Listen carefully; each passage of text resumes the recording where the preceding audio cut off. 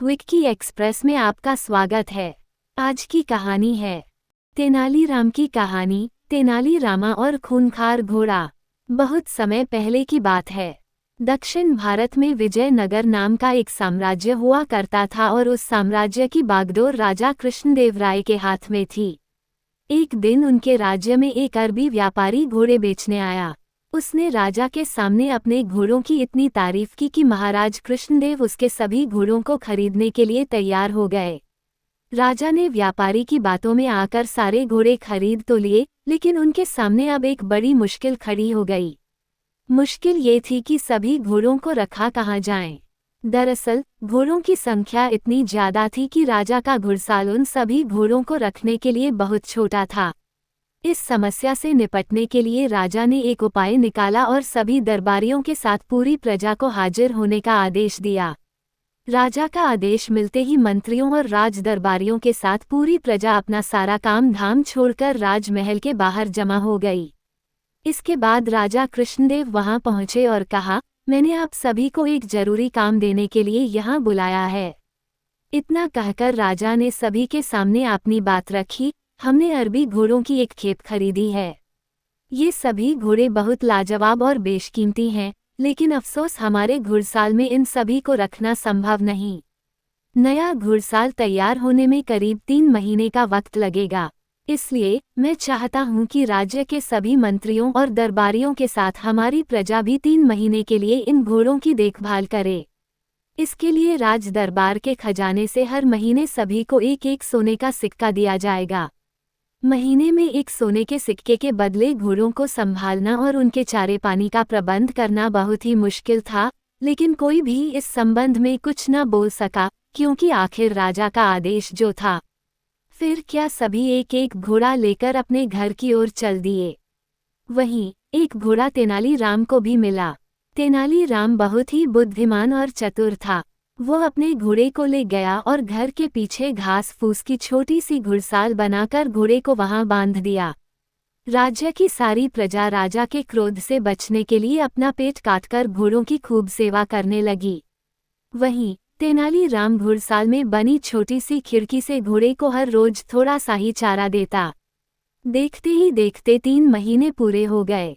समय पूरा होने के बाद सभी को राजमहल फिर से बुलाया गया। राजा का आदेश सुनकर सभी अपना अपना घोड़ा ले राजमहल पहुंच गए, लेकिन तेनालीराम खाली हाथ ही पहुंचा। तेनालीराम के साथ घोड़ा न देख राजा हैरान हुए और उससे घोड़ा न लाने की वजह पूछी।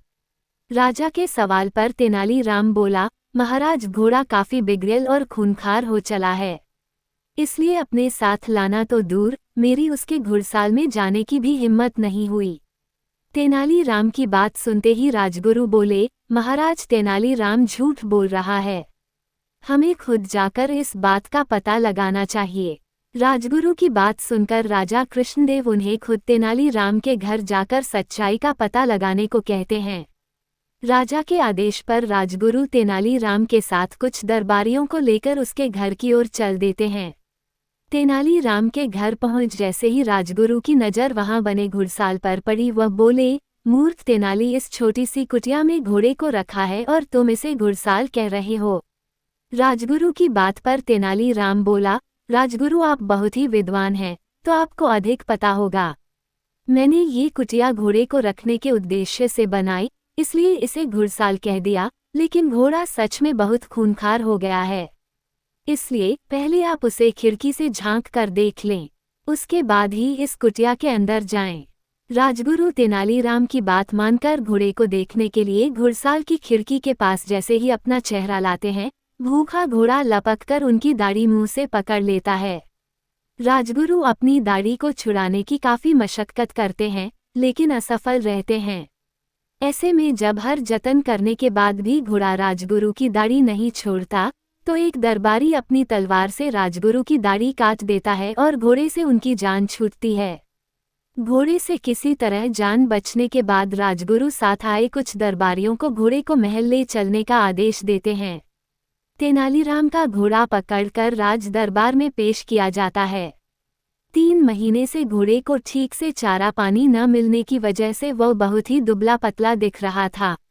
जब राजा घोड़े की यह हालत देखते हैं तो तेनाली से इसके पीछे की वजह पूछते हैं।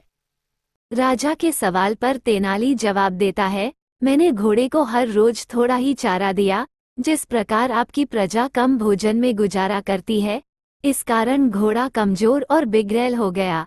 तेनालीराम ने कहा, राजा का धर्म प्रजा की सुरक्षा और देखभाल करना होता है, न कि उन पर अतिरिक्त बोझ डालना। घोड़ों की देखभाल करने का आदेश देकर घोड़े तो शक्तिशाली और बलवान हो गए, लेकिन उनकी देखभाल करने के चक्कर में भरपेट भोजन न कर पाने के कारण प्रजा दुर्बल हो गई। महाराज कृष्णदेव को अब तेनालीराम की बात समझ आ गई और उन्हें गलती का एहसास हुआ। उन्होंने अपनी प्रजा से इस गलती के लिए क्षमा मांगी और तेनालीराम की बुद्धिमानी के लिए उसे सम्मान के रूप में इनाम दिया। कहानी से सीख। तेनालीरामा और खूंखार घोड़ा कहानी से सीख मिलती है कि कोई भी फैसला लेने से पहले अच्छी तरह सोच विचार कर लेना चाहिए, ताकि उसके दुष्परिणाम किसी और को न भुगतने पड़ें। सुनने के लिए धन्यवाद। मेरा चैनल सब्सक्राइब करें, लाइक और शेयर भी करें। धन्यवाद।